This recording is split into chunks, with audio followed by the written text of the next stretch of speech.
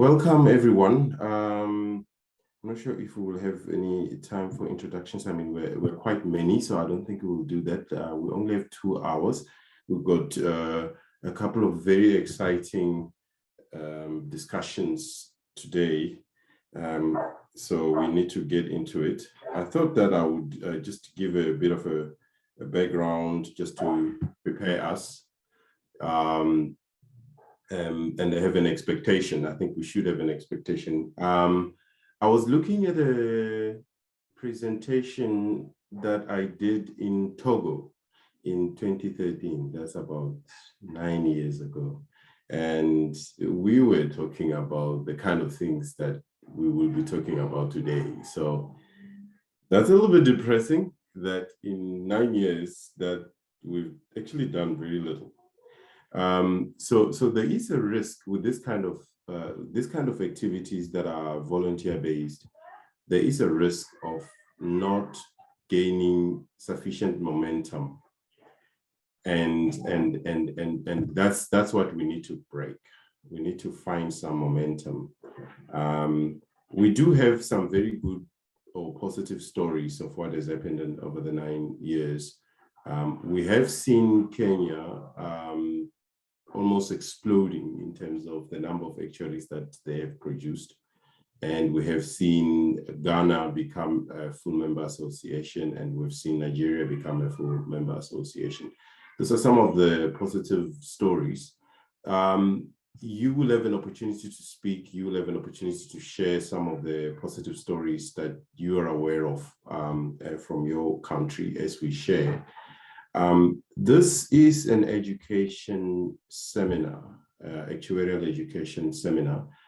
So if you do find that we're focusing a lot on education and more specifically the university aspect of it, it is by design. There's a view that if we are to turn the tide, there has to be a very solid foundation that has to be in place. And certainly when we look at successes in some of the countries in Africa, South Africa as an example, the universities played a vital role. So there is a view and that universities can play a vital role. So that doesn't take away from the role that professional bodies play. They play a very significant role. That was and is the experience in other countries, in South Africa and so on. So I think this is a partnership that must develop. These are partnerships that must develop between professional bodies and universities. So that's what we want to see happening. If I can, let me see if I can just go to the next slide. All right. So just a bit of background in terms of what we're going to be talking about. At the end of 2020, we set ourselves 2 main objectives. I mean, we know at the end of the day, we do want to see more of the countries becoming full member associations. We actually don't think that's very difficult to achieve. I mean, it's very much an administrative issue and a willingness issue. And it's made easier by the presence of sufficient number of actuaries on the ground. So, you know, if we just focus on that, it can become a bit of a tick box. Whereas if one focuses on just making sure that there are sufficient actuaries on the ground and those actuaries are actively building the association, then, you know, the objective of, you know, seeing the number of FMAs increasing would become almost a byproduct of that. To improve the number of actuaries, more of them on the ground, we have to look at the foundation, we have to look at the education. And there was a recognition that you need regulators on board because the experience is, if you look at Kenya, that the regulators played a very critical role there. We haven't made much progress in terms of the building of the relationship with the regulators. There are some steps that have been taken in terms of the improving of the education, but I think more needs to be done. There were quite a number of discussions we had in 2021 focusing on understanding the problem. And it was quite evident that there was a slow pace of improvement. We didn't see much improvement. Some countries more exciting than others, but I think generally, not sufficient improvement in many of the countries. We were fortunate enough to have the education seminar in Ghana, where we delved a lot more into these problems, and it was felt that we needed to take this forward, and that's what we're doing. We're taking this forward, and we need to emerge with more practical steps and say, what exactly are we going to be doing going forward? So the two panels that we have today, one is focusing more on how to navigate the syllabus at university level, with a view of, the actuarial qualifications, what the IAA, the views of the IAA. We're very glad here to have Roseanne, who's the current president of the IAA. She'll take us through that in our panel discussion, so that we have a very firm foundation as far as that is concerned. She also presented at the Congress, the seminar that we had there. So some of the slides, will be the second time that some of you see them. I think it's very important that this becomes, in the background as we are having our deliberations, that we have a background of what the IA is saying. We do have representations from various organizations. We do have the president of the Society of Actuaries, Mr. John Robinson. He's the son of the soil, and we're very proud of him being now the president of the SOA. And his heart is here in the motherland. So we have to take full advantage of his term in terms of the SOA's activities in Africa. We do have, who else do we, we have many of you. You will have an opportunity to, we'll introduce you as we introduce the panels. So there's a focus on this, on the syllabus, and we will have different views on certain issues, but I'm hoping that we will have some agreement, especially in terms of how we move forward. And then there's that professional link with the professional bodies, the post-university exams, and the role of the individual actuaries and professional bodies in partnership with the universities, etc. So we'll have discussions about that. Hopefully at the end of this, there's a very clear step-by-step action plan, what needs to happen in terms of the syllabus across the various universities in the various countries, and then also just the tuition and professional support, which I think John would also speak a little bit more about that, and what actually happens, what needs to happen. And there's no escaping the issue of funding that it would be required for us to be able to achieve this kind of thing. So we have a view to, we need to talk about what we actually practically want to achieve, what needs to be set up, and how we will ensure that the funding is available for whatever it is that we decide needs to happen. So we do need to challenge ourselves to have an action plan as we emerge out of this meeting. So this is my introduction, and now I just want to take us to the first, let's make sure that I've got the list here of the speakers. All right, the syllabus panel. All right, so on this panel, let me stop sharing. Okay, all right. So on the first panel, we've got Roseanne, who I've introduced as the president of the IAA. If you do not know Roseanne, then then you're in the right place. Then today you'll get to know her. And then we have Mohamed Amrani, who is the president of the Moroccan Actuarial Association. Ibrahim Mohanna, who plays many roles, but from Lebanon, also active in Africa, in Tanzania, and he's also on that panel, and then Mokami, Kaminjeru. She's from Kenya. I saw her last week at the convention. She's based here in South Africa. And she's also has got her feet on different parts of Africa, and she works for a Swiss company, but based here in South Africa. So they will be discussing more about the syllabus issues. They will have an opportunity of up to 5 minutes to make their opening remarks, after which I will ask some probing questions and give an opportunity for the rest of you as attendees to ask them questions. So Roseanne, Mohammed, Ibrahim, Mukami, welcome. You can have your videos on, and Roseanne, we're going to give you an opportunity to make your opening remarks first. Over to you. Are you able to share? Thank you. I hope so. Let's see if this will work. Yes, there it is. Okay, excellent.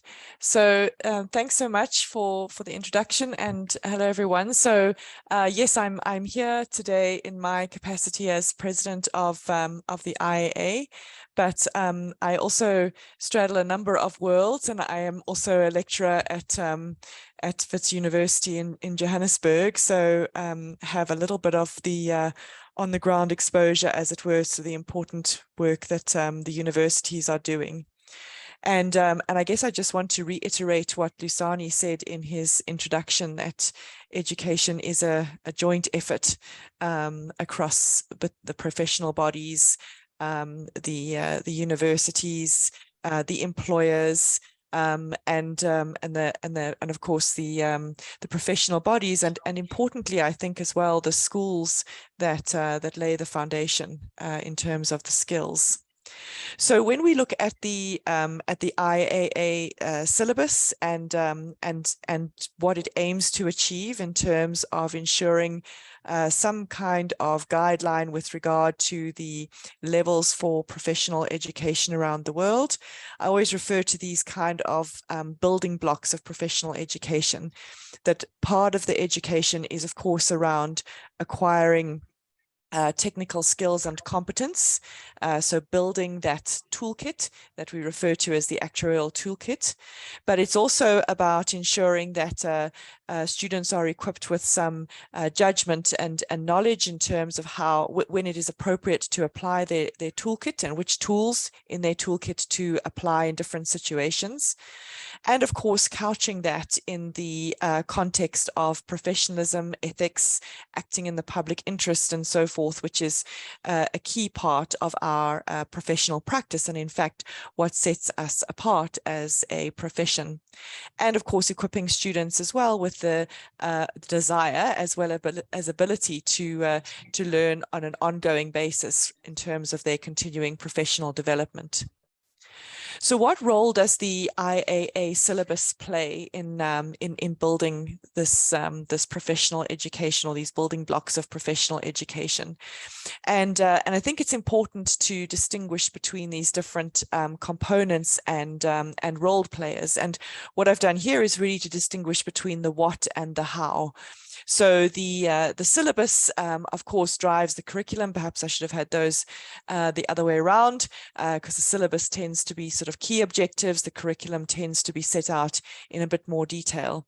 How we deliver them is usually then in partnership with tuition providers, which is often the universities. It may also be the professional bodies. And then the question is, how do you assess the extent to which those skills have been conveyed and of course acquired? And usually that is done by means of the exams. And of course nowadays we have multiple ways of doing assessment through exams and practical courses as well, particularly in terms of those sort of more softer skills elements. And all of that combines to the qualification or designation. And I guess it's this how portion that that we're going to be focusing on in our discussion today. But the groundwork, of course, is what we need to cover. And from an education guidelines point of view, the IAA, as an international association of associations, provides guidelines in terms of what the syllabus contains, as well as setting requirements for meeting a minimum level of qualification. So we talk about members with an actuarial credential, and all member associations need to have at least one category of members that meets that members with an actuarial credential standard. And inherent in that is, of course, the implicit mathematical background, and the way in which we then build on that mathematical background to meet the syllabus objectives is not something that is prescribed by the IAA. So there is a variety of ways around the world of different member associations achieving their qualification that may well be recognized by the IAA as meeting the standard of a member with an actuarial credential. So the question has arisen, of course, is whether we have a minimum standard in terms of our education and our education guidelines. And this has been a subject of some discussion in the education committee. And quite recently, we have now updated the education guidelines to reflect this principle-based core and elective approach. And the idea here is that we have a core set of requirements, which is in the direction of moving towards a minimum standard. And then these electives, which can be structured in a way that is appropriate to the jurisdiction or the area of practice. So it provides some flexibility while still providing some kind of reference point for ensuring that when we talk about an actuary or a member with an actuarial credential, there is some comparability across the world. And at the moment, the Education Committee is working on this assessment framework and syllabus updates. And I'm quite excited about the fact that that this core and elective structure will allow us to have a syllabus that perhaps is a bit broader in terms of addressing some of the new areas of practice like banking and data science and so forth. So just then my last slide is really giving you a sense of what that core and elective approach looks like. I think at the seminar in Accra in June, I gave quite a bit more detail in terms of the different topics. And I'm not sure we need to go into that level of detail here, Lusani, but maybe just to say that I think what's exciting about this is the opportunity for the packaging of the subjects and the way in which it's delivered in order to address the specific needs of each country and jurisdiction. And I'm really pleased that that as a continent we're coming together to engage on this important topic and to share across the sort of scarce resources in this space on our continent. Thanks, Lusani. Thank you very much, Roseanne. We will have lots of questions. I think there's a lot to engage with, but this way, your opening remark. Mohammed, over to you. Yes, thank you, Luzani. Hello, everyone. First of all, I would like to thank the organizer of this virtual event. Not only the topic is of interest in the region, but for me, it is a central theme at the moment. Needless to say that IAA set up the syllabus to address the minimum requirements for the future worldwide according to today's evolution of the financial system. Now, to tackle the question how the actual syllabus in Moroccan university is structured. Let me give you the whole picture. In fact, actual science was introduced first in Morocco in 1974 with the launch of training in the actuarial field at INSEA. INSEA means National Institute of Statistics and Applied Economics, which is a public school of engineering in Rabat, the capital of Morocco. And this was albeit on a temporary basis. After the creation of the Moroccan Association in 1998, the INSEA's actual program in French was definitely established. In this regard, the Moroccan Association and this institute signed in 2008 a partnership agreement of which the main axis of the collaboration is the recognition of the INSEAD's actual program by the Moroccan Association. In counterpart, of course, as you can imagine, the program must comply with the IAA syllabus as it is requested by IAA. Just to give you an idea about this partnership before moving forward about this question. In fact, in this context, in this partnership with this unique school that provides up to now actual program in Morocco, we encourage qualified members to participate in the education, in the supervision of the dissertations. We participate in the selection process of teachers, professors working in the professional area and international experts. Up to now, I can tell you that we have recruited many international professors, mainly from Belgium, France, and Canada. And lastly, regarding this collaboration with this institute, we support students to find internship in companies which are institutional members of our association, or to identify research subject by our qualified actuaries. Now, how to become or how to join the Moroccan Association. In fact, one needs to hold the actual degree from this institute. Now, concerning the effective deployment of the IAA syllabus, an ad hoc committee on purpose was created with the participation of 2 professors from this institute to streamline the best way to fit the IAA syllabus in the INSEAD actuarial program.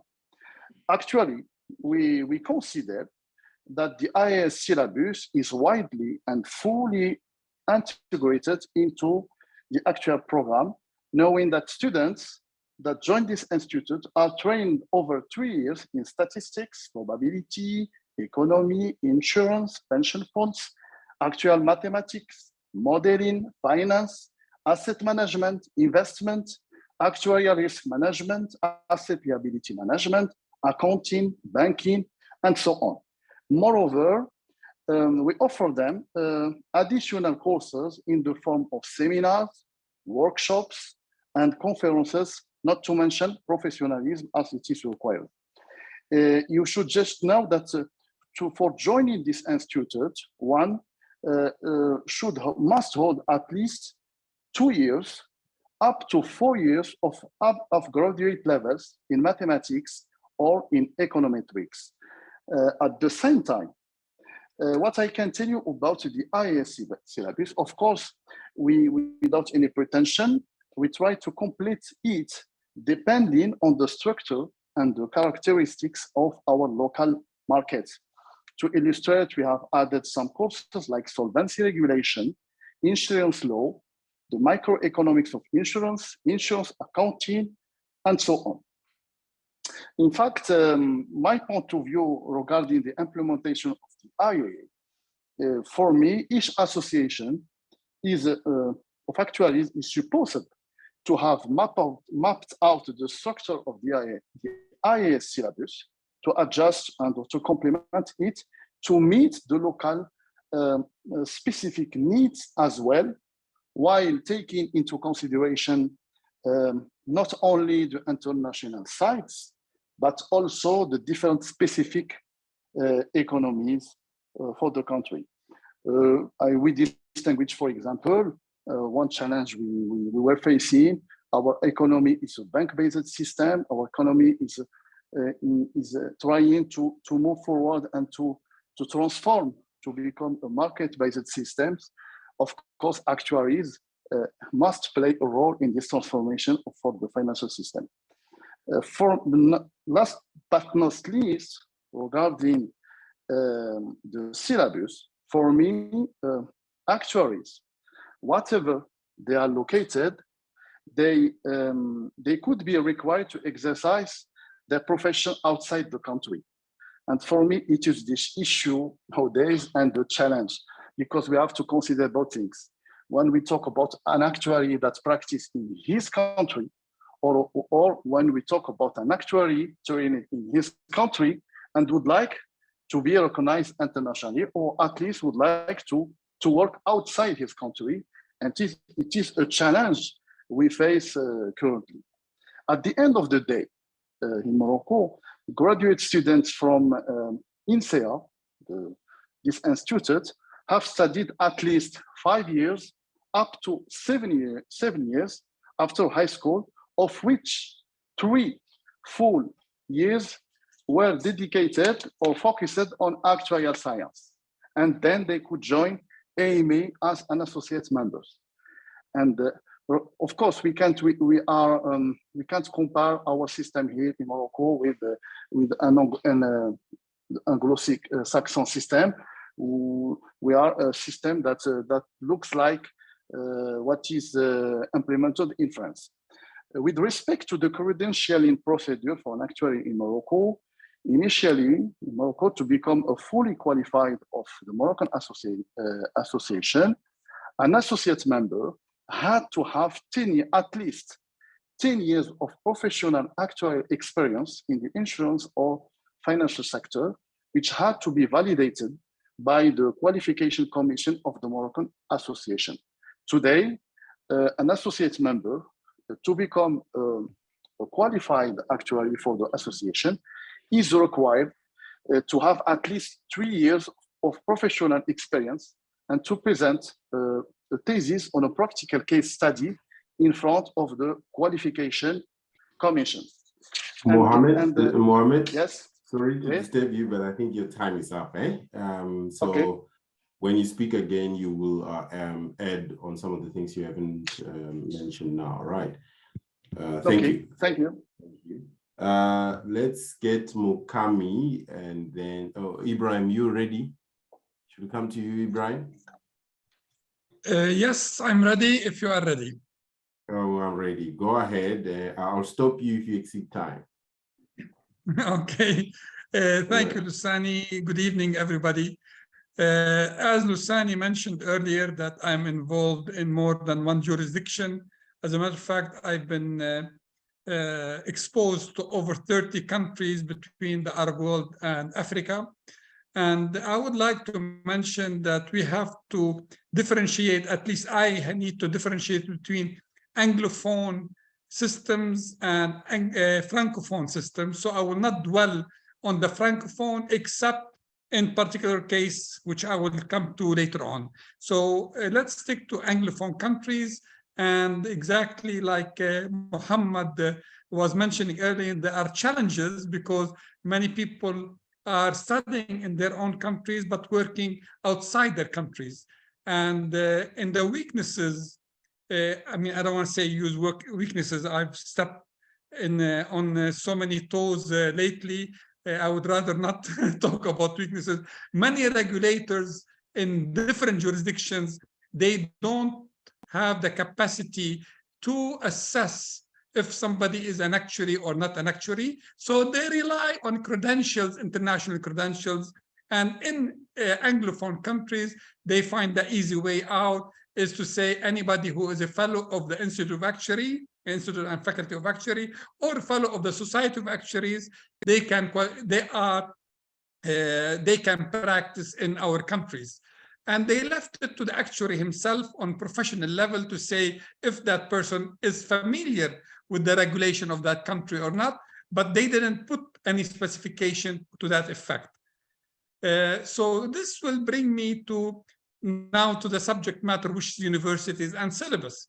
Because of this, we realize, at least in the countries I operate in or I'm exposed in, students, while they are in the universities, they are unable to really pay for actuarial exams. Here, I'd like to announce to everybody in this panel, if you are in Africa, in East Africa in particularly, we have announced as Muhanna Foundation, we pay 50% of the actuarial exams at the Society of Actuaries or the Institute and Faculty of Actuaries while the student is still a student. Moreover, after graduating within the first year of employment, we will also pay 50% of their exams if their employer does not pay for their exam. This will at least kickstart the student to take exams while he is still a student, to get the right tracking into his career path. This is, we thought, is very, very important. And this will help the universities to realize that they should encourage students to take actuarial exams while they are still students, because if they have to wait till they graduate and then they get carried away with work, the workload, they may not start again. And this is what we realize, that people are not starting again to take actuarial exam. I'm very happy to announce that the Society of Actuaries have allowed us to have centers. I mean, we started a center in Tanzania. They do have a center in Kenya to also minimize the cost incurred by students to sit for exams. And we hope that we have more centers for both the society or the institute in at least East Africa, the countries we operate in. This is something that I want to stress very much. Now, as far as Francophone countries, which Lebanon is one of them, but primarily we are exporting our talents outside Lebanon, which means we are exporting our Lebanese actuarial students to Saudi Arabia, to Bahrain, to Jordan, which is Anglophone countries. Unfortunately, most of these students, although they study in English, but they are not consulted correctly by their university to take the Anglophone exams, the Society of Actuary or the Institute and Faculty of Actuary. This is something we are encouraging. Although they are Francophone, they are being qualified in France, but we have to tell them that to really sign as an actuary in the Arab world, whether in Jordan or Saudi Arabia and so on forth, it takes very much to convince the regulator that yes, we are belong to the German or to the Belgian or to any full member association of the IAA, and we are equal to everybody else. They don't want to bother with that. Although the law allows them to accept, the laws, the regulation allow them to accept an actuary outside the being a FSA or FIO. So we have to realize that we should make it easy for these students. They should sit for exams and we help them through it. And this is where they are all talented students. They lack the money, we do it. I have communicated with both the Society of Actuary and the Institute of Actuary that there is other limitation for these students are because they are sitting for exams and English is not their mother tongue. And I was hoping through the IAA to urge both the society and the institute to allow a little bit more time for at least the first 2-3 exams for students where English is not their mother tongue. So it's not enough to be able to pay, we want them to pass. And we read slower. I mean, I'm one of them. English is not my mother tongue. I read slower than other people that English is their mother tongue, and I write slower. And so it is difficult for us to pass exams, and it will be very interesting to look if the society is willing to share with us their experience about people that sit for exam where English is not their mother tongue. What is their success passing rate compared to other English-speaking people? So these are the things that in education is very important. Last but not least, most universities in the region that I am exposed to do not have full-time actuaries in their academia and among their professors. Many of them, they use part-time practicing actuary. They come and lecture. But I believe there should be at least one full-time actuary. And maybe this is something in the past, the Actuary Without Borders, they were donating or volunteering to become actuaries in some of these universities. I don't know if the IAA still have that kind of support system to the universities where have some retired academic actuaries from the Anglo-Saxon. I'm still saying only this region that I'm aware of, which is an Anglo-Saxon, to have from South Africa, from Kenya, there are many good academia over there. Are we able to finance? Because some of the university are unable to pay money for these people or to pay the residents and so on and so forth. Thank you very much, Luciano. All right. No, thank you. I think you've made some valid points there, so we will pick them up as we go. Mukami, let's give you a chance to make opening remarks, and that just about rounds it up for the first segment, and then we'll move into Q&As. Thank you, Mukami. Thanks, Lusani. Good evening or good day to everybody. Mukami Njoro is my name. I am here in my capacity as Director of the Actuarial Academy of East Africa, but I'm also a fellow of the Institution of Faculty of Actuaries. I sit on their council, and I've also been very active in the Actuarial Society of Kenya over a period of around 8 years before that. So the Actuarial Academy of East Africa was established in 2018 as a non-profit institution to develop the actuarial profession in East Africa. And the work we do is governed by 3 key pillars: mentorship, tutorials, and university support. So I will focus on the university support pillar today. And I just want to also really thank Lusani and Carla for organizing this session, because I think we really have to get things going. Lusani, when you started and said that, a few years ago, we were talking about the same challenges, I don't want to reiterate the challenges and the landscape and the problem. I want us to focus on the solutions and the way forward, and really how we collaborate. Because when I sit back and listen to all my colleagues, I hear very similar threads, but I will point out what is different in Kenya, in the East African region. I also want to recognize the role that the IAA has played in allowing us to standardize, in providing the overarching syllabus and direction. So thank you so much, Roseanne, for your ongoing work and support. And I think for us, some of the challenges we have is to ongoingly take that in and update what we are doing, just given the lack and scarcity of resources, which is the first thing I do want to mention. So one of the biggest challenges in improving access to the profession has also been about raising awareness in the first place. In Kenya, we have more than 20 universities offering actuarial science. And for the relative size of the country's GDP and even financial services and even access to university staff, that is considered quite a high number.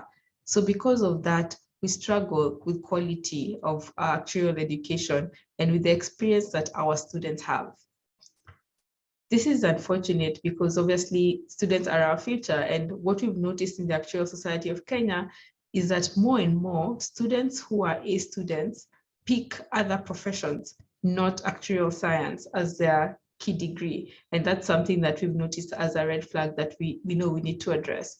So quality is the biggest challenge we face. And one of the reasons we face that is because we don't, as the actuaries in the region, we don't have the authority to mandate syllabus, to mandate quality. So when we sat back and thought about this problem strategically, we as the Actuarial Society of Kenya embarked on the mission of actually seeing if we can get accredited as a body that can regulate education. So right now, the college, the universities are regulated by CUE. That's the Commission for University Education, who is a separate body who don't necessarily recognize, what is an actuary, what is the right quality, and so on and so forth. And as the Actuarial Society of Kenya, we have a education working party that took a lot of time to actually get all the syllabus from different universities, get all the accreditations of the teachers and what they teach, get all the minimum requirements, and come up with some sort of minimum standard. So we have something that is ready and is good to go and would be happy to share with people, but we haven't been able to actually get this legislated to be used as a minimum standard. So now we sit back and think of how to tackle this problem, because as much as we have grown in terms of number of actuaries in the region, Lusani, as you said at the start, this has actually been supported by universities abroad. So what our regulator does is that they pick bright students who are progressing well in their exams, and they send them to Cass Business School in the UK, and they're able to get their accreditations get exemptions, and then come back and have only 1 or 2 exams to go and be deployed in the market. And that model has worked. But the question is, why can't we have a local university where that can be done? And by doing so, we can actually serve more than 5 people per year, which is the numbers that the regulator actually takes. So that is the first remark. The second thing I want to say, and my colleague Lucy is here, is that we have done quite some extensive surveys among students, among lecturers. So we have a very good view of the problems and the challenges that they face. So basically, we know that it's possible to have good quality programs. So we have 1 or 2 or 3 universities that we think are producing good graduates and are marketable. But then we have the whole other plethora of them. So we really need to get to a place where we are able to actually control the quality of what we do. And the Actuarial Academy is actually setting itself up for this. One of the things we want to do next year is actually to launch a scholarship fund where we try to equalize the playing field, identifying students from universities across and providing them the support they need to actually have access to the actuarial profession. Unfortunately, as my colleagues have stated, this has to be done by differentiating, by doing an actuarial science professional exam. So for example, we have students who can't get an internship unless they have at least 2 exams. So we want to support that and to resolve that problem. I think the issue of standardizing, as I said, is something that we really want to do and push, and we really look forward to how we can collaborate, Lusani, across the continent to do that. Again, not to reiterate the challenges, most of what has been said by my colleagues actually applies. The issue of language barriers, the issue of, as I said, having to have a professional qualification, certifying you rather than the university, that's a problem. The last thing I want to mention is about accreditation, Lusani. So the other thing that we as the academia try to do is provide universities with the information they need and the access they need to get accredited. As has been mentioned, having a qualified actuary as a lecturer is one of the things that is necessary. So we are busy trying to get actuaries with masters and PhDs and to try to match them to universities so that they can actually provide that support, and universities can stand a better chance of being accredited, although obviously that's not the only requirement, it's also about the quality. So I'm really happy to be with you today and to really talk about the solutions to these problems. All right, thank you very much. So I want to get some audience, oh, sorry, yes, I'm open. I want to get some audience participation going. If you want to ask a question, please do put up your hand, and you can make a comment, but we should avoid making a long speech. But I do want this to be a conversation, so please do open up. And you are correct, Mukami, and I think you summarized it quite well. What I've picked up in this, in your opening remarks, all of you put together here, is there's the issue of the actuarial fees to take exams afterwards. One of the tests, and there's something that you can address, Mukami, is when you look at the product of the local universities, how is their success rate like when they take on the examinations from the bigger associations? So that's something that one would be keen to understand. So there's the issue of fees as a barrier. There's the issue of mother tongue. We will have to at some point decide how do we tackle that. And then there's the issue of the lack of full-time actuaries working alongside universities. That's something to have a look at. And then the issue of quality, as you've put it, in Kenya, it's a particular problem there, which you actually are saying that the root of it is actually the syllabus, which is not helping to produce the quality. What aspects of the syllabus? I think when you do have an opportunity to speak again, Mokami, you can address that. And then the issue of the accreditation of universities, I think it will be interesting to get that from others. Taonaziso, you're welcome to switch on your camera and unmute and ask your question.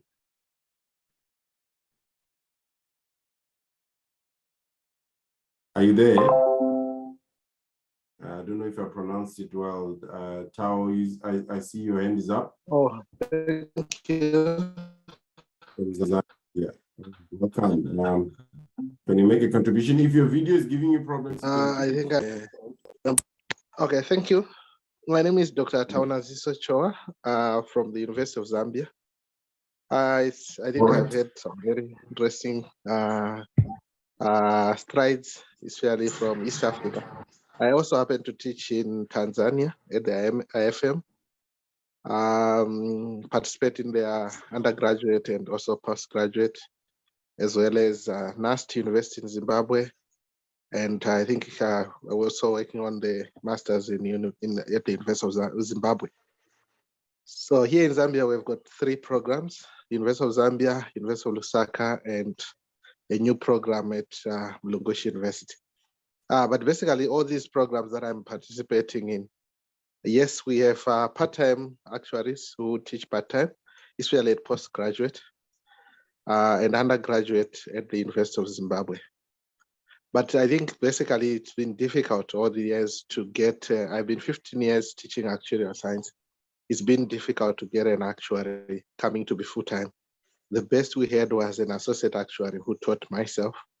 And I think he left around the same time when we were finishing.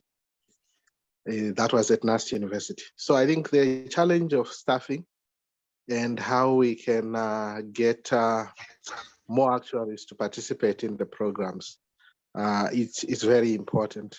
I think, yes, we have issues of staff challenges, real staff challenges.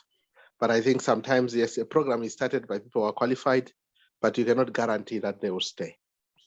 So that's the challenge that we have. So we face with the dilemma that if the people who are qualified leave, do we close the program or it continues?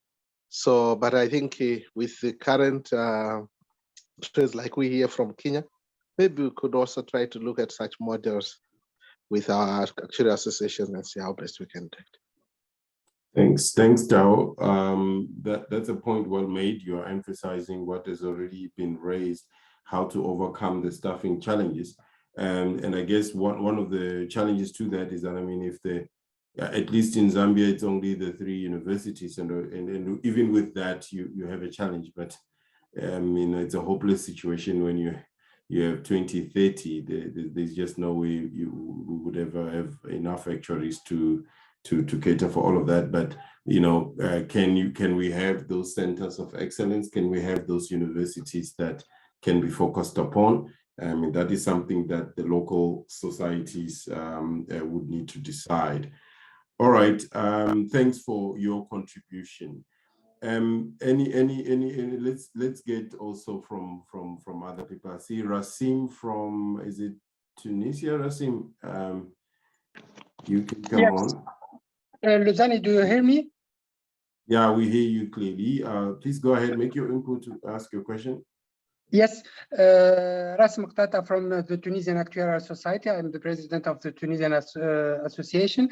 My question is related not to the courses to become actuary, but the continuous development program and the continuous training. So we can arrange some kind of relationship with university from USA or France or whatever in order to have actuaries with the IAA core syllabus. But the problem that we are facing as young association is the continuous development program to be at the level and to keep the actuaries within our countries at the right level in order to be fellow actuaries within our countries. I guess Rasim, and it's probably a nature of how your actuarial program is structured. because you are speaking of continuous professional development, which Yep. in some jurisdictions, that would be for members that are either close to qualified or qualified with who are already working.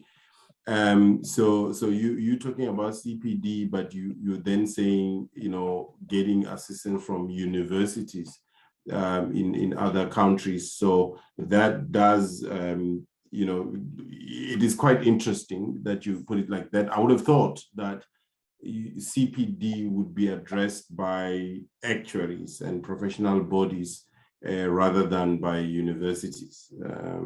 Yes, that's the problem.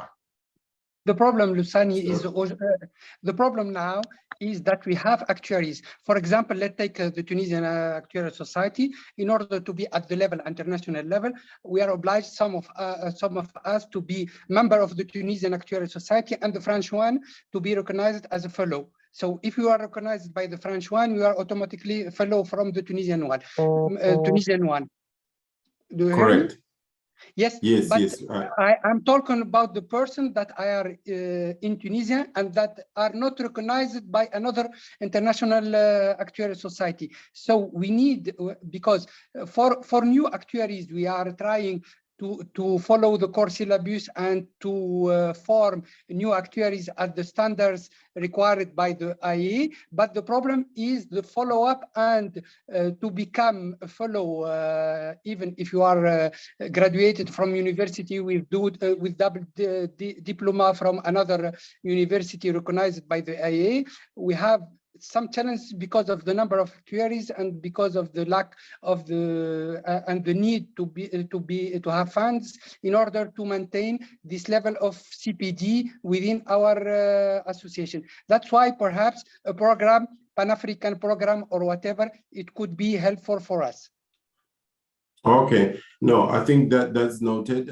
When I will give the speakers, I'm going to take a few more comments, and I'll give the speakers just just to do a wrap up, and they will address your point, Rasim. Thanks for raising that point. Dr. Lucy, let me give you an opportunity, Dr. Lucy Mutoni. Thank you very much for the opportunity. I'm representing the Actuarial Academy of East Africa. I work with Mokami.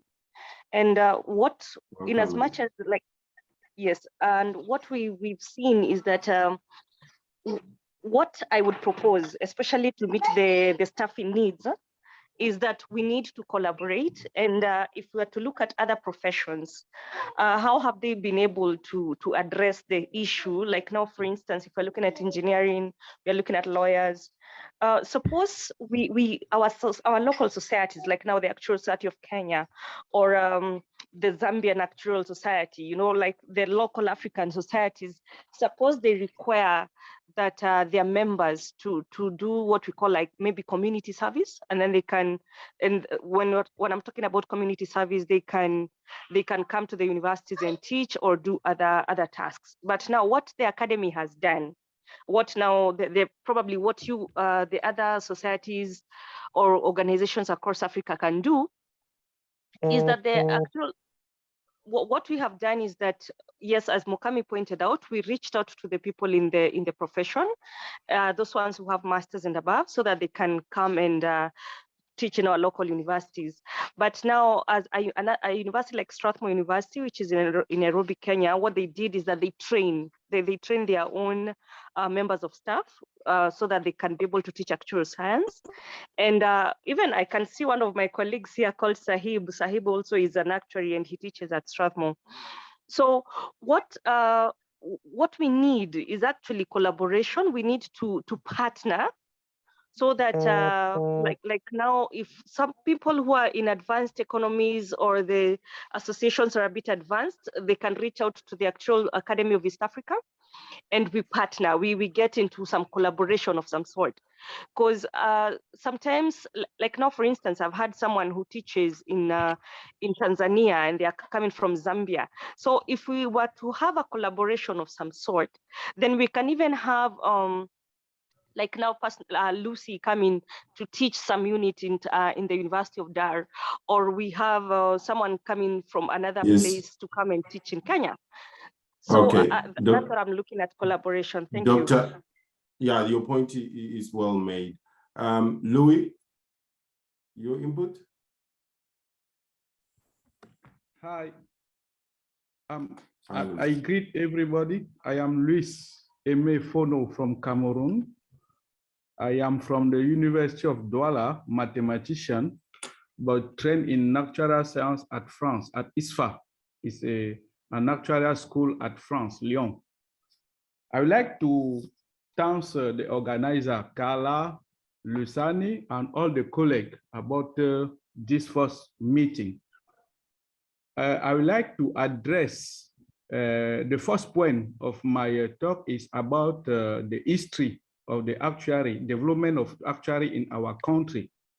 We have just hold on, Louis, you are speaking in the next panel. I hope you are not doing that now. You're going to speak in the next panel. Okay.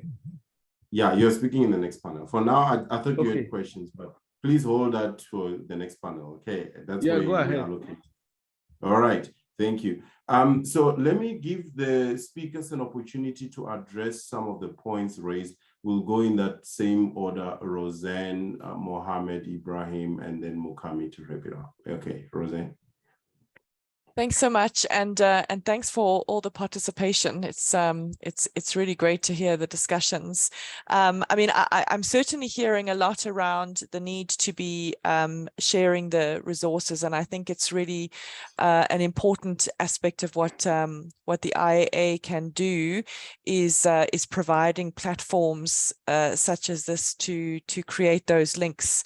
I must say though, when one of the challenges I certainly find with my academic hat on is just the time to do all of that. So I guess it's not just sharing resources in terms of people, but perhaps also in terms of courses and course content, and perhaps collaborating as well on things like examinations and so forth, which would also assist perhaps in terms of standards. So certainly I think it's there is an opportunity for those platforms.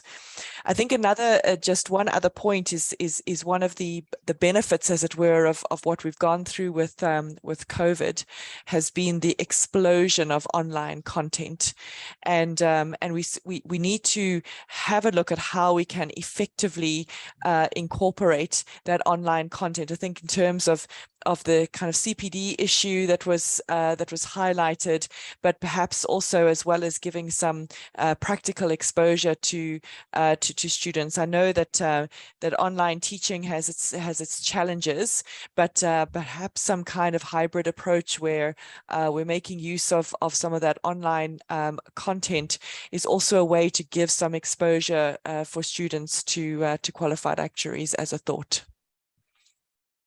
Thank you, Roseanne. And I mean,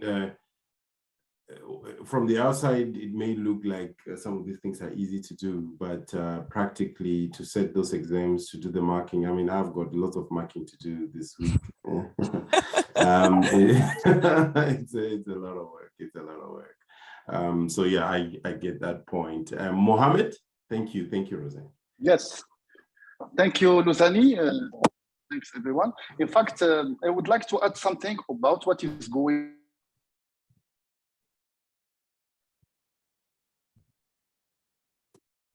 on. Mohammed. In fact, we are hello. Yes, you are back. In fact, we are trying to diversify actual. Sorry. You're back. Is it okay? Is it okay? Yes.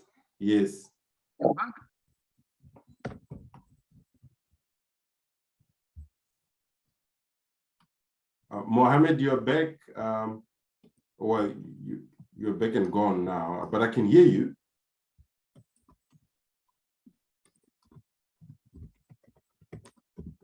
I cannot hear anybody. I cannot hear Muhammad. I hear you, Lusani.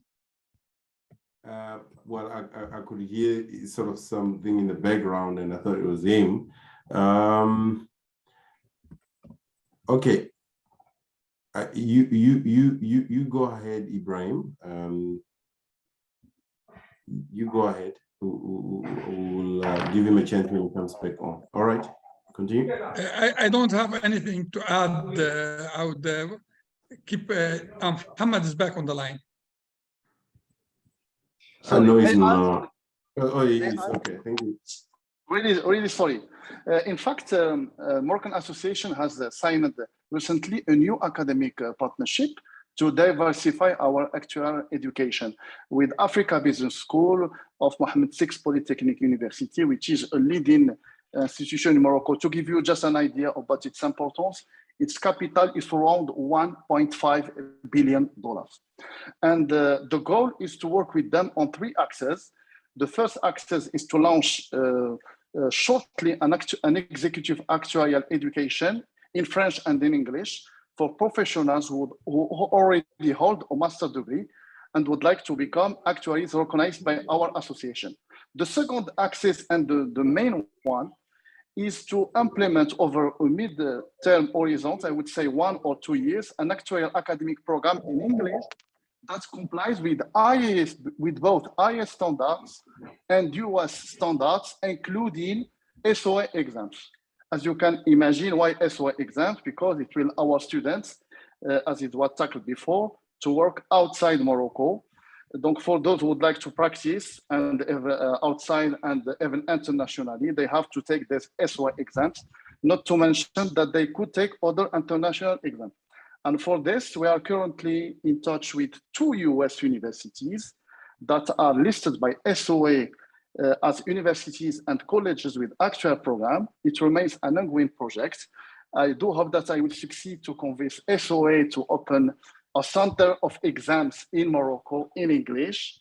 Of course, our need is to have professors that would be interested in coming to Morocco and helps Moroccans students to prepare SOA exams. Just last but not least, I would like to share 2 messages with the young people.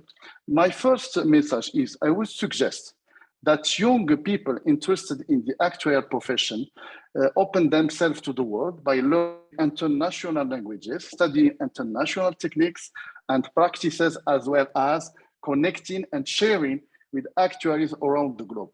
The second message I have, what I love being in the actuarial profession is the opportunity to transcend many fields, many sectors while understanding the global mechanism and their connections. Nowadays, business has become so complex that actuaries are required to see the whole picture and to be able to find the appropriate solution for each issue while taking all the outcomes into consideration. The actuarial profession, I am talking under your control, distinguish itself through its ability to rapidly mutate and adapt to ever-changing markets. Thank you very much. All right, Mohammed, I was just about to stop you before you stopped. All right, thank you very much. Thank you. I think there's a direct challenge there to the SOA, and I think the powers that be would have heard you. All right, thank you, Mohammed. Ibrahim, your wrap up. Yes, thank you. I think it's very, very important for the IAA to concentrate on supporting the local associations. Of course, the subject matter today is education, and we think only of universities. The local associations are they have to play an important role and to integrate, to work with the universities. We see local associations are completely, I think it's the fault of the local association. The local association have to really work closely with the universities to really tell them what they are in need for. And one of the things we noticed in Africa, and particularly, that a lot of students graduating from universities are not joining the local associations, although the local association in most African countries are not members of the IAA. They are about to hopefully to become members, but we encourage local students to become active in local associations. And this is where I would like the IAA to have a concentrating effort to see what does the local association need as far as serving the young students joining the associations. Thank you, Ibrahim. It's a chicken egg situation. We are saying that yes, our main focus is to get the associations going, but you do have that challenge in some countries that you just don't have enough actuaries, you just don't have enough bodies on the ground. But your point is taken. Makami? Thank you, Ibrahim. Thanks, Lusani. Thanks, Lusani. I think there were a few questions or so on that were raised about Kenya, but I think Lucy did answer some. In terms of the issue of the ability of students to pass and sit exams, we actually equally see a variation. So the Actuarial Academy initially was focusing on higher level exams because the initial students who were finding from the older, more established universities were actually able to pass the first exams and then were getting stuck on the CEs, essays, and so on. But now with the proliferation, we see so many challenges sitting in the cities or the CNs, as they're called, in different parts of the world. So we actually see a direct correlation between the proliferation and the quality, and even the ability of students to pass exams and also to be motivated. So then the challenge is rough and needs to be resolved. I think the point that has been made on sharing content and being smart with digitization is one that we really need to explore, Lusani. And maybe my closing remark is that hopefully as a group, we can come up with one objective, whether or not it's to say we want 1 or 2 more accredited universities in emerging Africa, as we want to call it, and then we concertedly put efforts towards that. I think it would be really great if we come up with an objective and see how we can achieve it in the next 12 to 24 months as per your vision. Thank you all. Thank you. Definitely, there's no way we can spread out. I don't know what's speaking on my behalf there. There's no way we can spread ourselves thin. I mean, the resources are very limited. So you are correct. Let's pick on that point of at least ensuring there's at least one, where there's none, to have at least one accredited organization, university, that we can actually pour our resources into. I know that may raise some politics in those countries, but I don't see it any other way. There has to be one that is a center of excellence that we can focus on, ensure that the undergraduate program is strong, it's well supported, and when those students take the exams, they fly through them. And if it's accredited and they don't have to redo some of those exams, even better. So that is certainly something that I know that even the Actuarial Society of South Africa supports, that kind of view of saying, let's have strong accredited programs at the university. Thank you very much for the participants, Roseanne, the panelists, Mohammed, Ibrahim, and you, Mukami. Thank you very much. You're welcome to stay on as delegates or attendees for the second panel. Thank you very much. So it's around about 15:15, and now it's an opportunity for us to move into the second panel. Thank you very much. So in the second panel, which is a continuation, is also talking about supporting universities and looking at the role of the professional bodies. So Ibrahim mentioned that the importance of the professional bodies, the local associations and the international bodies. So we're going to be looking at that. Roseanne will be involved here again, but she will not do opening remarks. Luis, you will have an opportunity to do an opening remark there. Michael Tichareva, he's also got his feet in many jurisdictions. He will have an opportunity also to speak. Neil from Ghana, you'll have an opportunity to speak. And John, you've been waiting patiently. You will then also have an opportunity to speak. And after that, we'll do it the same way. So let me hand over to you, Louis, for your 5 minutes, and I will interrupt if it goes on a bit longer. Louis, over to you. Yeah, thank you. Thank you, Lisani. I hope that I will share my screen, if you agree with me. Yeah, I do, thank you. It's coming up. Yeah, thank you, dear colleague. Thank you, Lisani, and thank you, Carla, for this first meeting. I think that we start all this with Carla in 2018, the last International Conference of Actuary in Germany. And then the next step was in Ghana. And then today, I hope that we start a new step of all this of African education. Now, my talk, I will address my talk in three main directions, and I will have a concluding remarks: motivation and stakeholder, training, and research and capacity building. But let us say that the main word, the key word is collaboration between professional body and university. Who are stakeholders of this collaboration? We have, in the first part, in the university, academics, lecturer, scholar, and we have students. And in the other part, socioeconomic sector. In the socioeconomic sector, we have professional body. For example, in Cameroon, we have Cameroon Actuarial House. We have Association of Insurance Company of Cameroon. This association is association of manager of the company. And then we have in the African area, in the South African area, Federation of African National Insurance Company.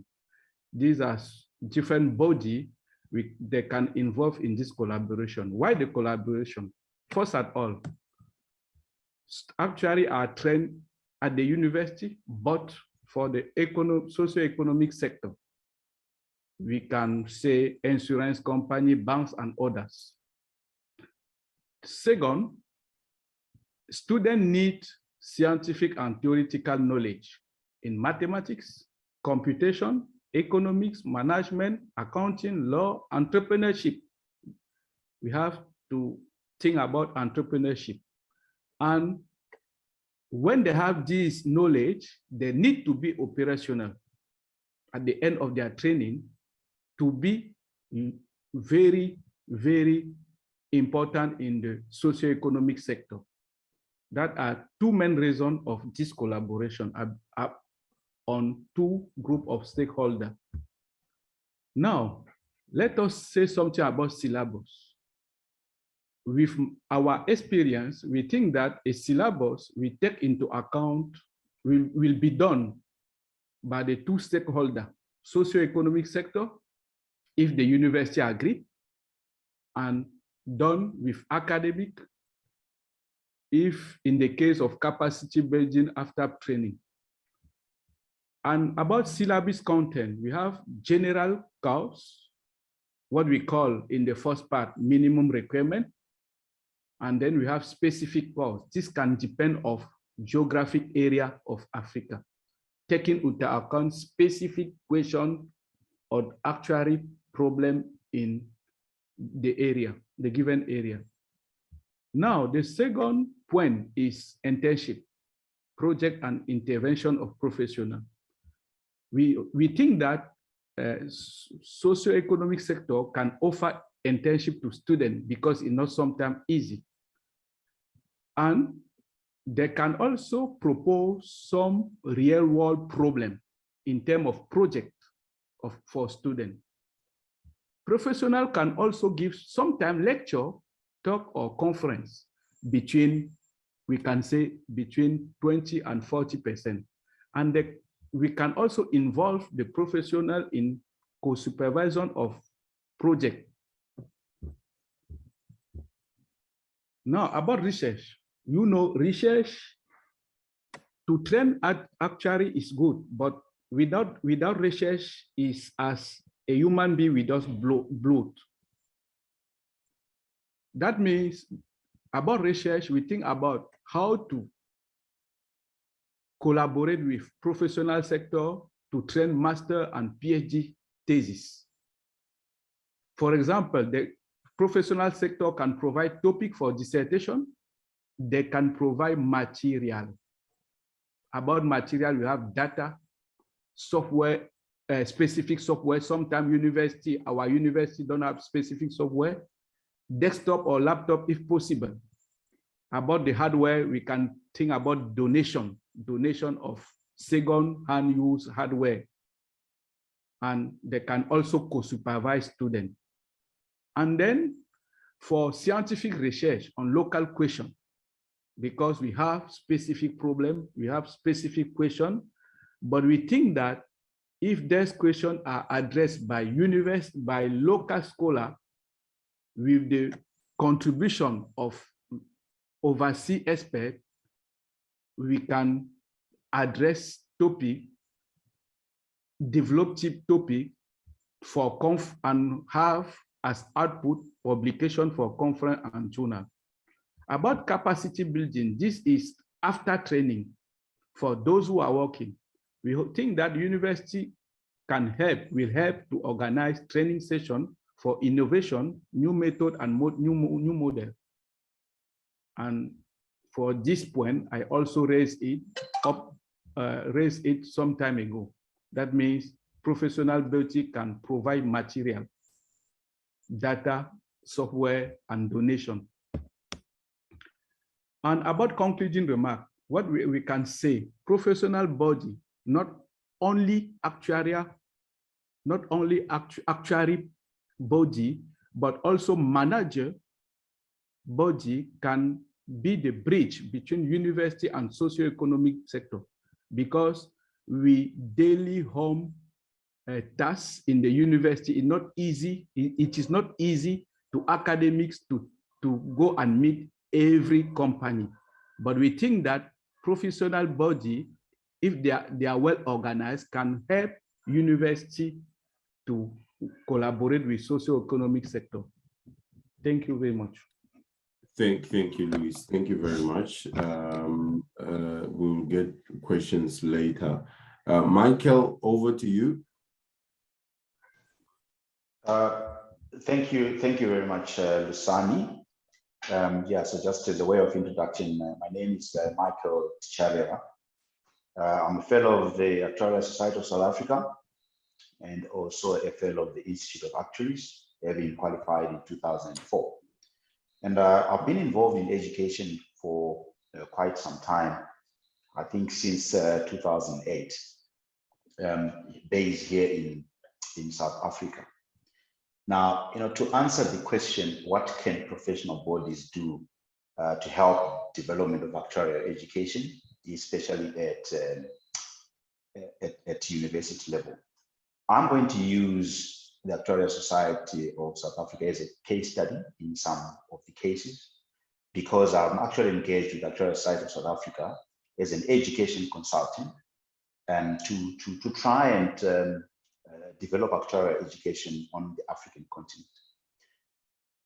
Now, what the Actuarial Society of South Africa has done, to give you as an example, is that the Council of the Actuarial Society of South Africa has taken a decision, which is a strategic decision in the public interest, to allocate resources to see how actuarial education can be developed.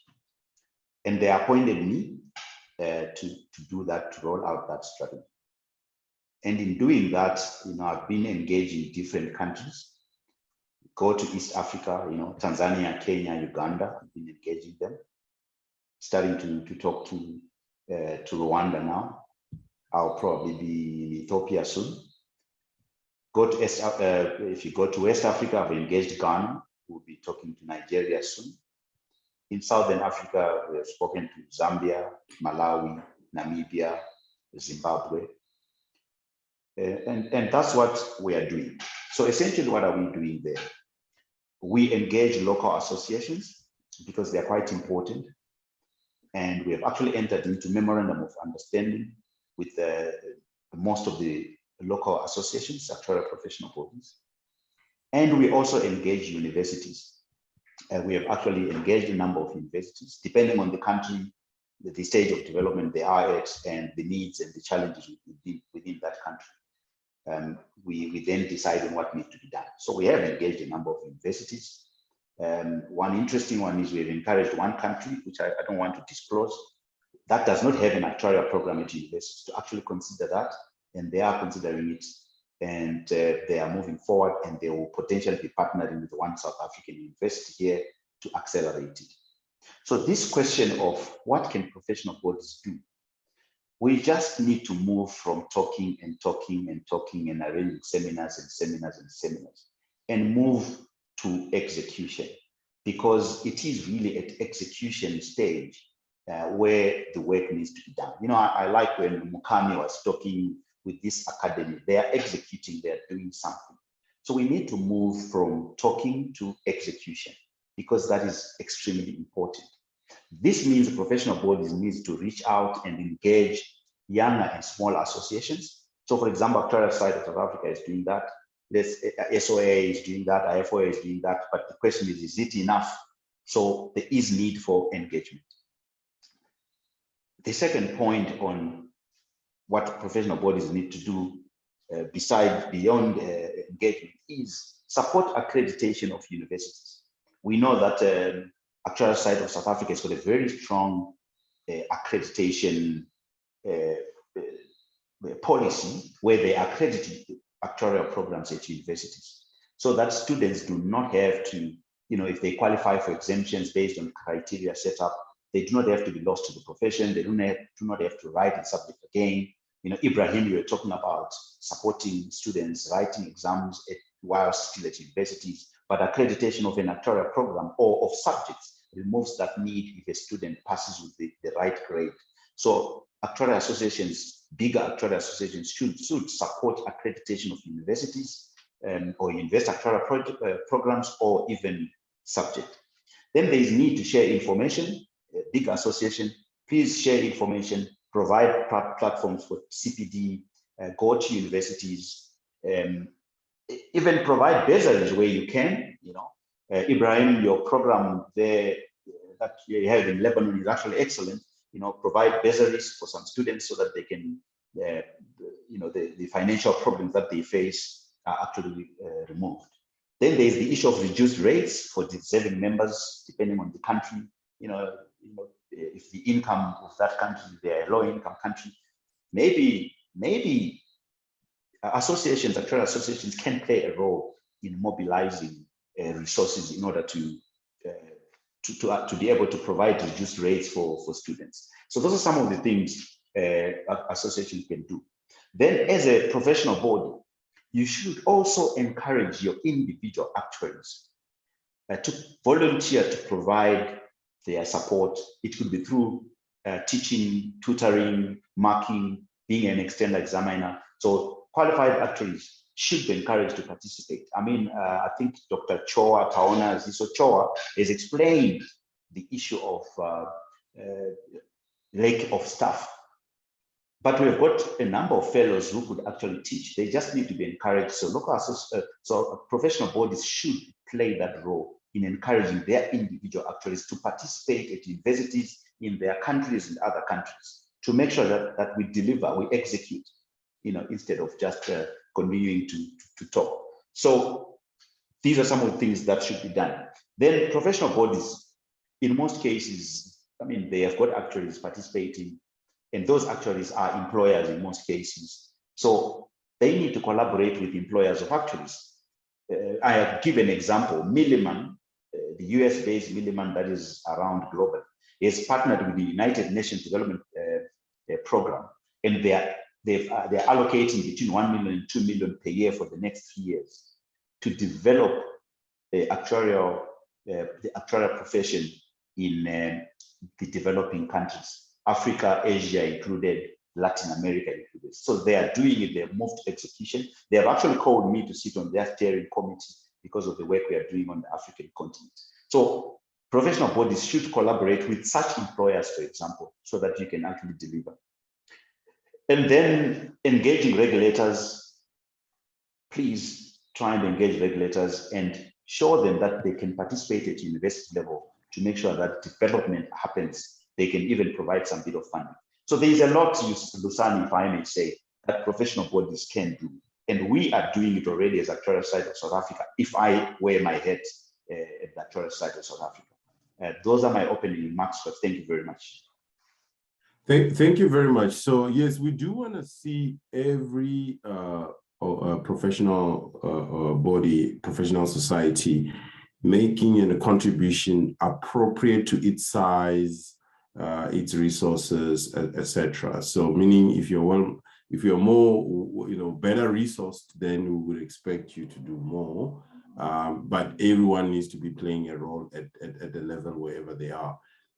So you've listed quite a number of things of what can be done, and those are key issues. So when we speak of an outcomes from this meeting, it should be those type of points, Michael. What you can perhaps do, Michael, is to just reiterate those points on a group here. Just type them 1, 2, 3, 4, so that they're not lost. Okay.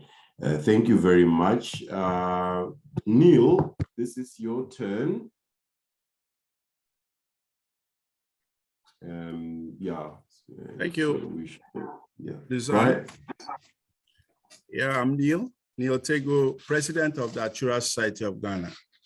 And we have been charged as a local body to give the steps we are taking to support our universities. I will start by saying that there are about 4-point challenges that we examined and diagnosed before we started approaching the universities directly to support them.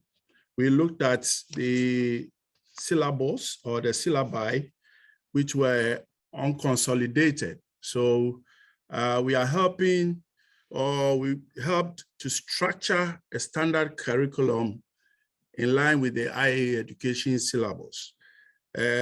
What we are doing is that all of them have existence of little to no linear and definitive structure for lessons and learning. So what we're doing is that we engage them, and we've done that for 2 universities already. It was easy for us to do the 2 universities because they were starting the program and we were consulted. So we had to sit down with them to draw the syllabus to fall in line with the IAA Education syllabus. And one of them is the University of Professional Studies in Accra. And one that is yet to roll out is the University of Mines and Technology. We've been doing this, and we want to continue with the 4 remaining universities that are already providing this education. It's so difficult to engage them because the program is already running. And so fortunately for us, we serve on the accreditation board. So since 2018, we've been able to catch up with these 2 universities, but the remaining 4 will follow soon. Now, in the past, we have had requests from some of the universities to provide facilitators because most of these universities don't have the requisite or qualified actuaries in their faculties. So we've been requested to offer some of our actuaries to do the facilitating at the teaching level. Now, in the past, we've had some of our members to do this, and they do it by teaching certain core actuarial content. And we are also encouraging other members to join in this suit or this venture. Now, what happens is that the actuaries, when getting close to retirement, we encourage them to shift to the universities and join the teaching faculties there. And so we've recently had 2 of our part-time lecturers to now become full permanent lecturers at the 2 universities. We also, during the breaks in schools, the vacation period, we organize boot camp for university students on skilled-based courses that are not taught in schools. They are not taught in schools. And we do that, we've been doing that for some time now, and it has helped them for especially the final year students. So when they come out, they are ready somehow for the market. In time past, we've also had support from the defunct Actuaries Without Borders, who are now Mondul. They have supported us financially to bring in resource persons to train our final year students to take up professional exams. They've brought in Milliman, they've brought in other companies to support us in this regard. Our flagship program, that is Actuarial Support Eligibility Test, is one of the means by which we provide financial support to students across the country to take actuarial exams. And this is not sustaining because its financing is very intensive. So, but we've done so far, we've done well with that. At the end of the day, they qualify and they don't stay. So that innovation is really not going as expected, because the more you help them to pass, the more they leave the country. We don't want to stop them, because where they go, they continue the exams there, qualify, had some experience, but the retention is our problem. So in the next session, if I'm allowed, I will want us to stress more in the medium term.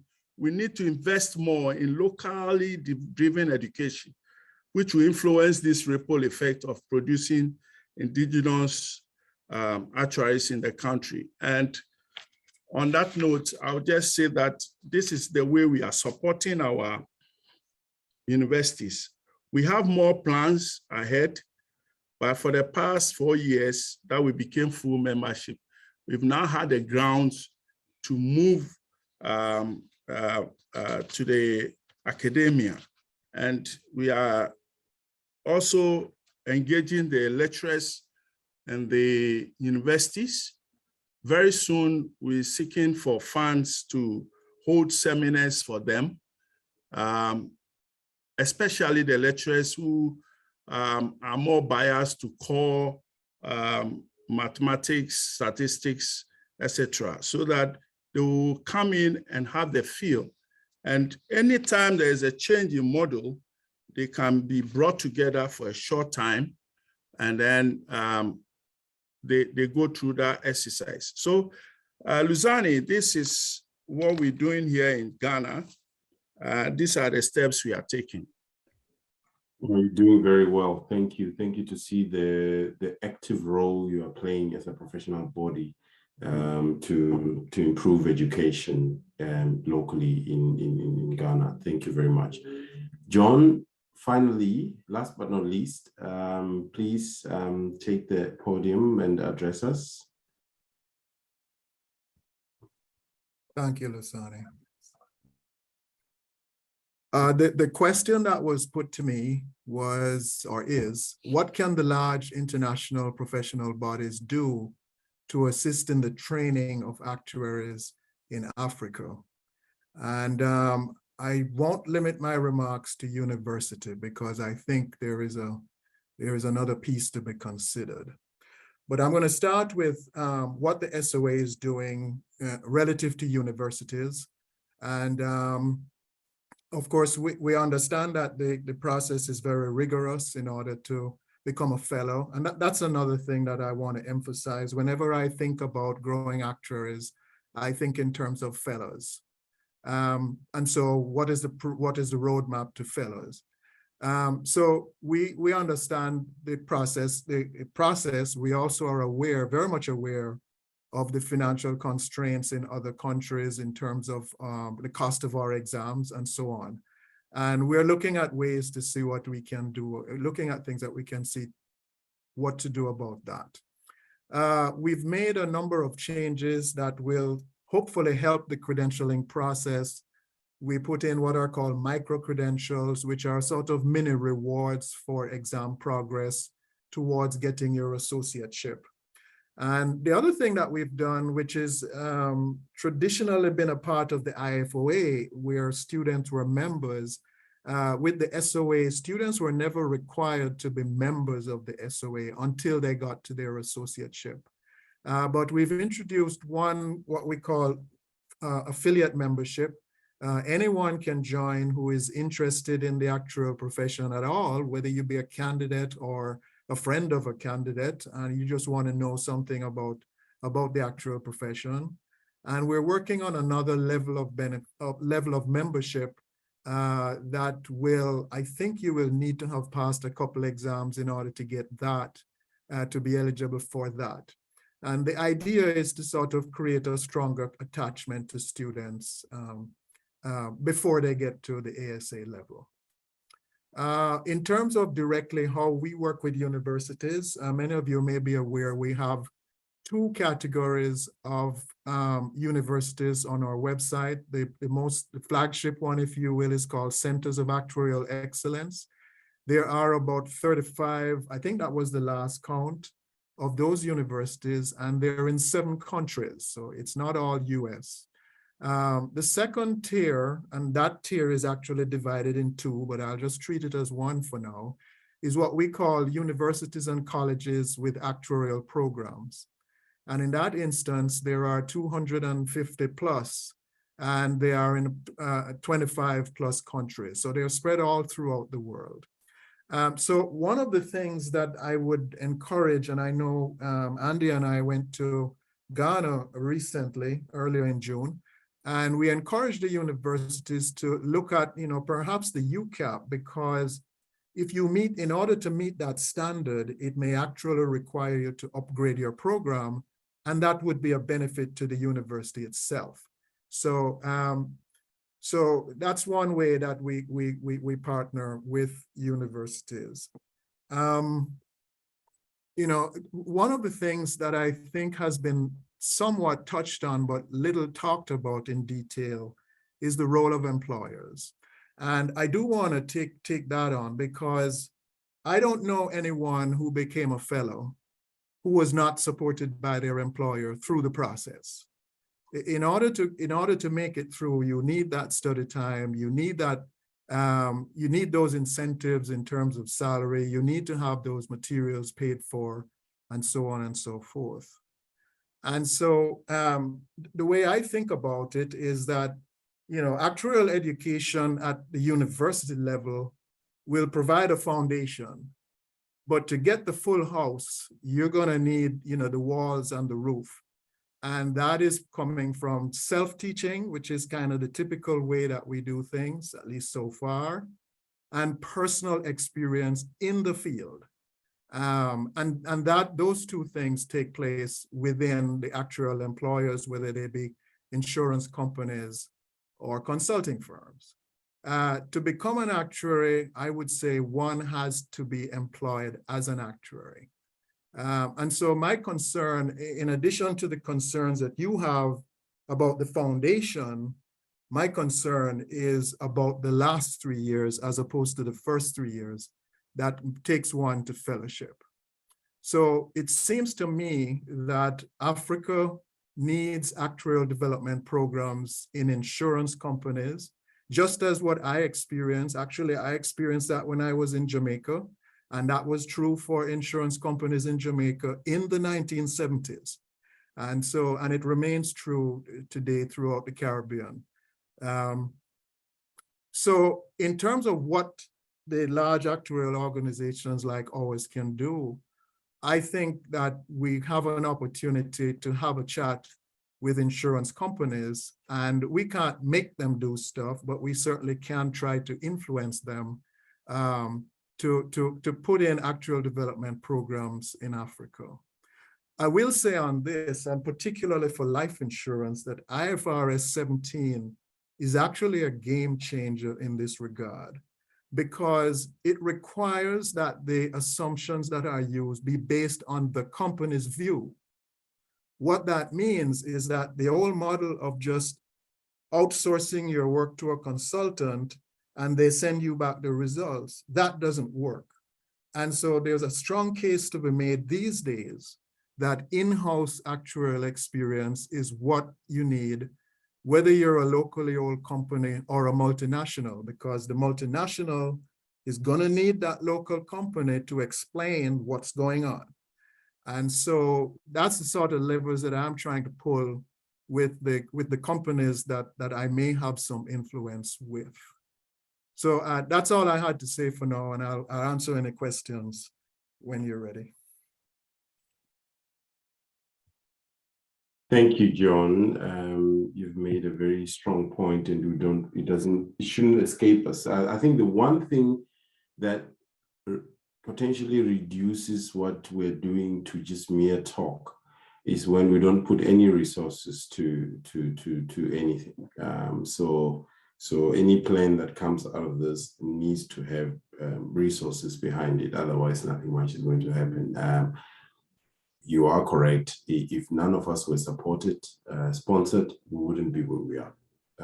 So that's what needs to happen. There needs to be bursaries. And Ibrahim, we're very happy that you in your foundation are already doing that. And Ibrahim, you already had a point. You want to make a contribution at this point, ask a question? Yes, thank you, Lusani. I'd like to start with an apology to all small countries, small as actuarially developing countries, that I don't want to sound that I gave up into my battle of these countries should be recognized by themselves. Their universities are good. They do not need really to be fellows of the society or fellows of the institute to be called actuaries. I fought this battle for 15 years, trying to convince regulators that a German actuary is an actuary, a Belgian actuary is an actuary. You don't need to be a fellow of the society or fellow of the institute. Having gave up that battle, which the IAA did not support me correctly, talking to regulators and talking to governments, that the actuarial profession could be in many other ways. So I went and said, okay, ultimately, these graduating actuaries have to work. And to be recognized in these Anglo-Saxon countries, they have to be a fellow of the Society of Actuary and a fellow of the Institute of Actuary. So I took the decision to start financing them to at least get the ball rolling, and hopefully they grow enough to do so. John or other people from major organizations that are great actuaries, unfortunately, when they come and speak to local decision makers, they toot their own horn, which is fine. They should be proud of being a fellow of the society or a fellow of the institute. But many international actuaries, when they are working in the developed world, they say we are the actuaries and nobody else is an actuary. And this is what hurt the local development of the countries. If somebody in Zambia or somebody in Tanzania is studying and doing a master in actuarial science and feels that he has a future without sitting for a society or the institute, maybe the local association will start developing a professional exams or professionalism, and then they can have a future. They are hostage. I say there is a colonization of education of the Anglo-Saxon system in Africa, and this is what I gave up of fighting it. I was fighting for many, many years, but I realized there is no hope. So unless somebody take this fight forward with the IAA and make the IAA say any full member association of the IAA is mutually recognized, and they should even punish any actuary, whether British or Americanly qualified, that says we are the actuaries and nobody else. This is unprofessional behavior from an actuary, and this is happening. And I see it all the time. I'm a member of 5 associations. So for me, I may pay membership to the IAA 5 times. So and I say, this is very important education-wise, Lusani. Yeah, no, point well made. Point well made. It's one of those things where we as a group would wisely have to pick our own battles here. Whether we take the baton from you and fight that one or fight it in a different way. So certainly we want to see the local associations improving. Realistically, we know that it will take many years for many of them to reach that level. So for now, we need to do what's best. All right. So we have 8 minutes. I need to hear a burning question from someone.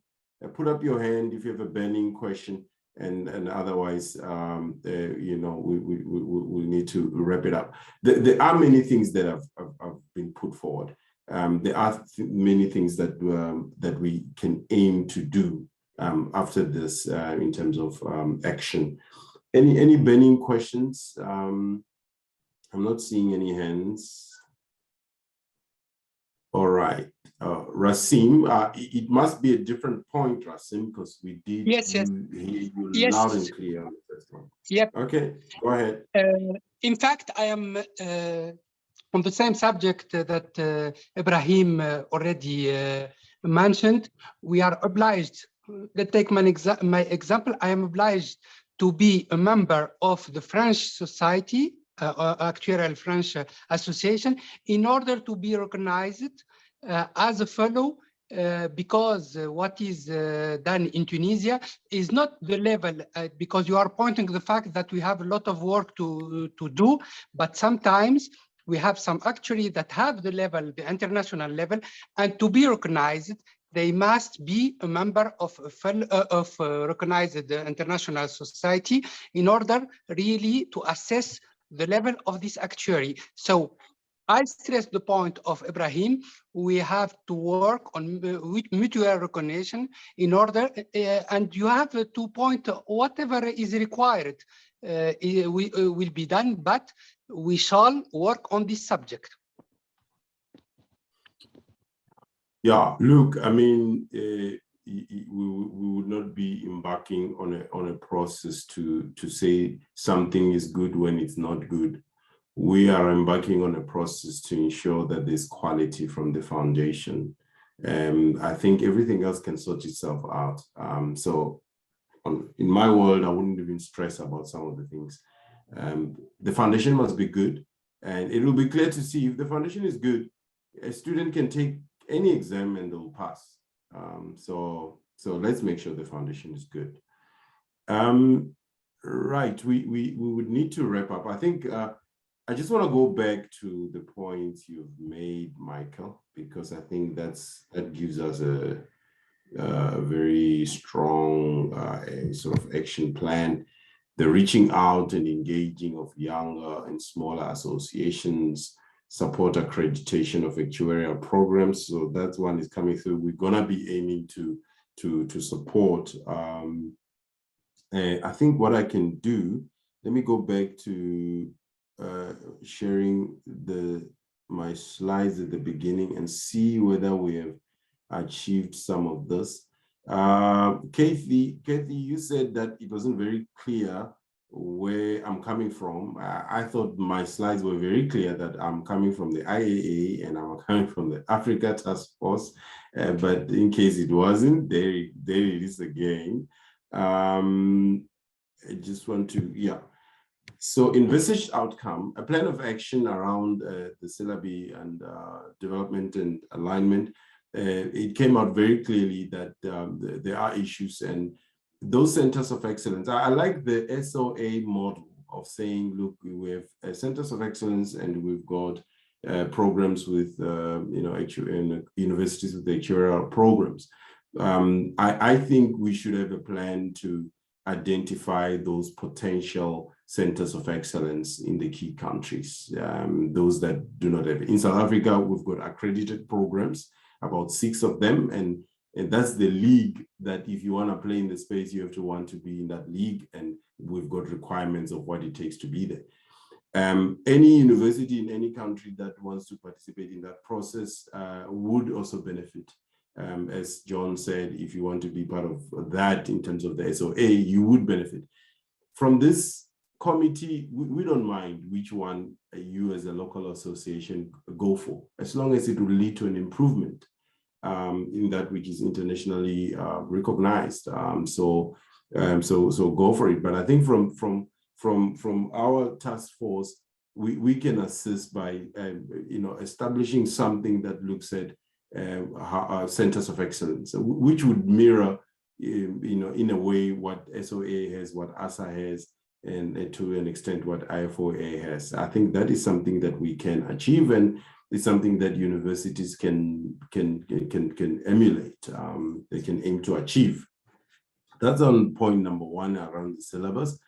And a lot was mentioned, especially Michael, you sort of summarize all of it, what needs to happen that goes into supporting universities and supporting students that are already out of university and working. And that is the role of the professional bodies, the local and the international, around the tuition. It's the kind of things that you, Michael, yourself have been doing over the years. There's a lot of fundraising that needs to happen. There's a lot of channeling of resources, channeling, even just in terms of time, getting involved in examinations, to tutoring, etc. Our plan is to talk to how that's going to be taken to another level at a continental basis.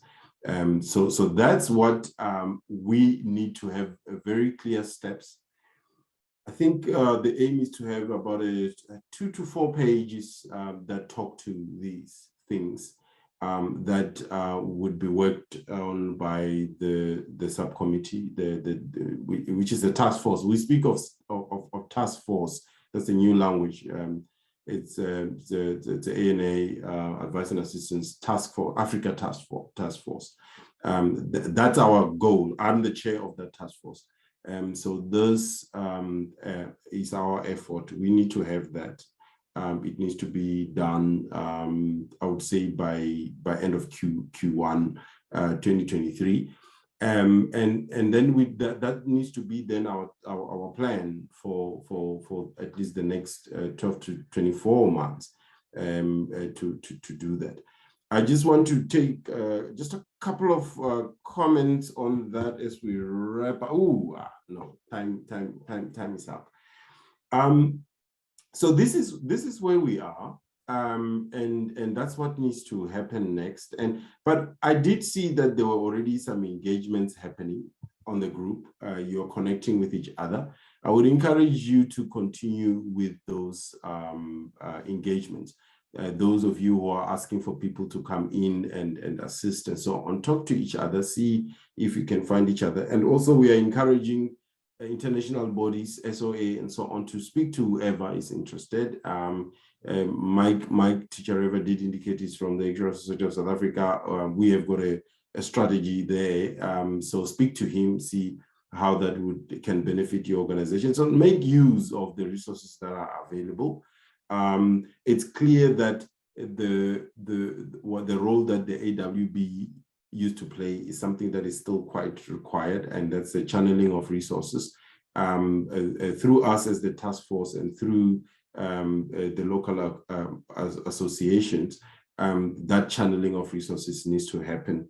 And let's not obviously forget the relationship with the regulators, because they are also a big source of funding. So that is where we are. We need to take this forward. So please, let's continue to keep in touch as we continue to work on this. But other than that, thank you very much to the participants, the panel. Thank you for coming, and those of you who have taken this time, these 2 hours, to engage at this level. Thank you very much for supporting this work. Thank you. Thank you.